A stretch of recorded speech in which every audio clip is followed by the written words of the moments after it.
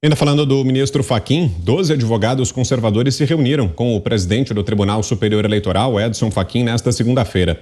No encontro, o grupo esclareceu que não ataca as urnas, mas sim defende maior transparência para o processo eleitoral, como voto auditável. Os advogados também disseram que defendem urnas seguras e auditáveis para que a sociedade possa ter a certeza de que seu voto sagrado é efetivamente computado para o bem do processo eleitoral e da própria cidadania.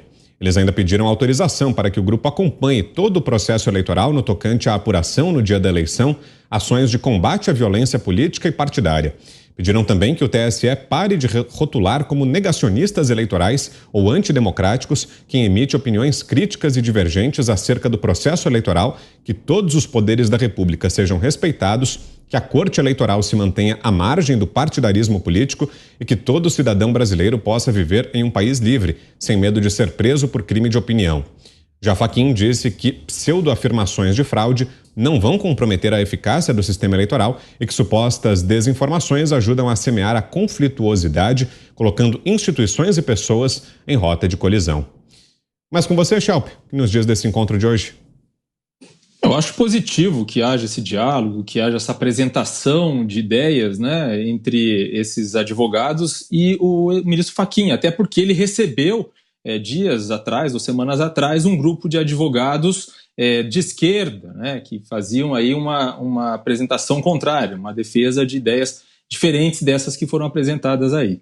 Agora, eu acho importante lembrar o seguinte, que essa discussão sobre urnas eletrônicas, sobre o comprovante impresso do voto eletrônico, já foi feita e foi decidida, pelo menos para as eleições deste ano, no ano passado na Câmara dos Deputados.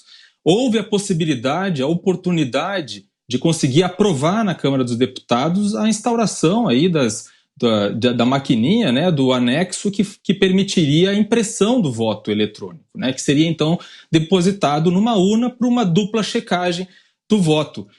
Havia, inclusive, defensores desse modelo também na esquerda. Acredito que entre o PDT, por exemplo, havia defensores dessa ideia de ter o comprovante impresso do voto eletrônico, assim como havia no meio acadêmico também especialistas em processo eleitoral que diziam que esse modelo poderia dar mais segurança para as pessoas, para aquelas pessoas que têm mais dificuldade de entender, por exemplo, algo tão complexo como é um computador, um programa de computador, ou como funciona a segurança da urna eletrônica com relação ao fato de não estar conectada a uma rede que possa, por exemplo, ser hackeada. Então, não haveria mal nenhum em fazer esse tipo de aprimoramento, digamos assim, do processo, não. Mas foi decidido na Câmara dos Deputados que não seria feito isso nessas eleições. Então, a partir do momento em que a Casa do Povo, né, a Casa dos Representantes dos Legisladores, decidiu, estando correto ou não, que não seria aplicado esse sistema este ano, qual é o sentido de agora que o jogo já começou, que o jogo eleitoral já começou, continuar questionando por que não foi colocado o comprovante impresso? Ora, o TSE não tem esse poder de instaurar o comprovante impresso em todas as urnas por decisão própria. Isso deveria ter sido decidido lá no legislativo. Então, é aquela história, o brasileiro não gosta de mal perdedor. E quando você começa um jogo, né, mesmo não gostando do VAR, ou não gostando do juiz, da maneira como é feito, como as regras são avaliadas, né, como o jogo, com os jogadores são avaliados em campo, mesmo não gostando, é preciso reconhecer e aceitar essas regras no momento em que elas já começaram. Fazer esse tipo de questionamento é aquela história do jogador que fica em campo gritando com o juiz. Fazer esse questionamento durante um jogo é sinal de mal perdedor e é péssimo para a democracia. Não vai levar a nada, não vai levar à instauração de comprovante impresso do voto eletrônico a 5 minutos do fim do jogo, certo? Então, essa que é a questão. É possível discutir isso para o futuro. E lembrando outra coisa, um dos partidos que indicou o voto contrário à instauração do voto impresso, quer dizer, do comprovante impresso do voto eletrônico, foi o PL, o partido ao qual o presidente se filiou depois. Se essa era uma questão tão importante, por que ele escolheu esse partido para se filiar? Queremos ouvi-la também, Ana.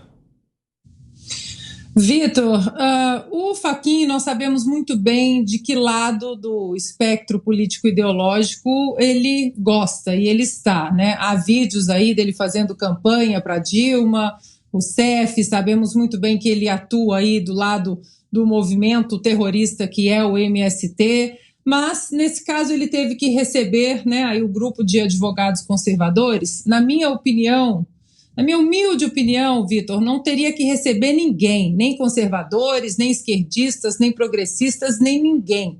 Nós não pagamos esses ministros para eles ficarem aí sob os holofotes, para eles ficarem fazendo lives com youtubers, com quem quer que seja. Nós pagamos esses ministros e muito. Pagamos lagostas, pagamos vinhos caros, viagens internacionais, jatinhos. Nós pagamos para eles se fecharem em seus gabinetes e apenas estudarem a Constituição e aplicar as leis que estão na Constituição. Eles não deveriam receber ninguém. E, no entanto, eles vão além. No caso da urna eletrônica, por exemplo, que era uma discussão e uma prerrogativa das casas legislativas, daqueles que foram eleitos pelo povo, o ministro Barroso interferiu e ainda se gabou recentemente, eu tive que interferir, né? Ele interferiu claramente no debate, que é uma prerrogativa clara das casas legislativas, e um ministro do STF interferiu nesse debate. Essa interferência do judiciário nesse assunto, que foi um assunto muito debatido e importante para o brasileiro, que é exatamente a próxima camada de transparência e segurança do nosso sistema eleitoral, isso não deveria ser aceito. É por isso que o debate sobre a urna eletrônica, mesmo que não tenha PEC, não tenha passado no Congresso, ele precisa e vai continuar.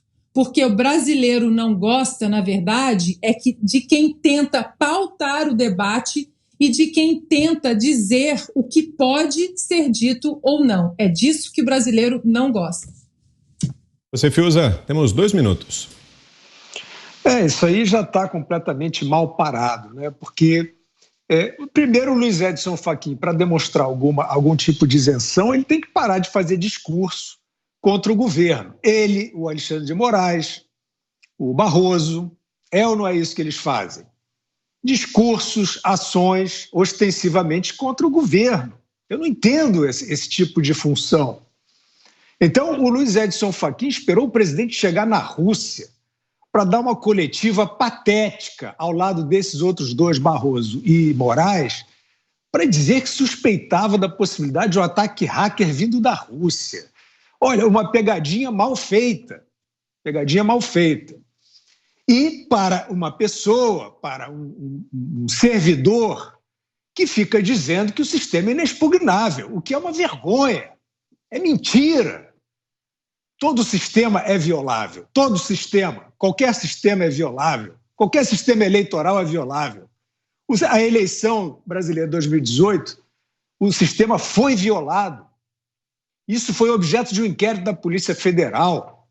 E esses personagens lunáticos estão aí querendo dizer que não há o que se discutir sobre segurança eleitoral, como já falei, que essa urna é eterna. Ora, nós vimos tanto na Comissão de Constituição e Justiça, quando ela analisou essa matéria, com técnicos de todo o espectro, técnicos, não militantes, não políticos, mostraram as diversas atualizações que o sistema requereria para ser mais transparente e mais seguro, desde a programação das urnas até a totalização dos votos. Está aí uma comissão de transparência com as propostas viáveis a tempo, né? Não precisa passar pelo Congresso, e o TSE simplesmente ignora. O Luiz Edson Fachin diz que o sistema está pronto e que a eleição está a cargo das forças desarmadas. Isso é uma tirada. Isso é uma retórica rala. Então, quem está suscitando desconfiança sobre o sistema eleitoral são os ministros do Supremo e os sucessivos presidentes do TSE. Um deles saiu da presidência e foi a Boston, no evento organizado pelo senhor Jorge Paulo Lemann, E a deputada, que é afiliada política do Jorge Paulo, foi perguntar ao ministro Barroso o que fazia para o Bolsonaro não se reeleger. E o Barroso responde: não, nós somos mais fortes que o inimigo. Depois eles ficam querendo corrigir, porque eles acham que a retórica deles é uma coisa assim, inexpugnável, né? Como a urna não é. Eles acham que vão passar batidos, despercebidos, com esse conjuntinho de manchetes dessa imprensa que resolveu fingir idolatrar a urna eletrônica no Brasil, fingir que o sistema não precisa de atualização. Só que está todo mundo vendo. E a população já foi caudalosamente às ruas em paz para pedir a lisura do processo eleitoral. Até hoje, ela não confia e tem todos os motivos para confiar. É fácil. Basta o TSE cumprir o seu próprio decreto e dar espaço para os fiscalizadores que ele convidou atuarem no processo de preparação dessa eleição.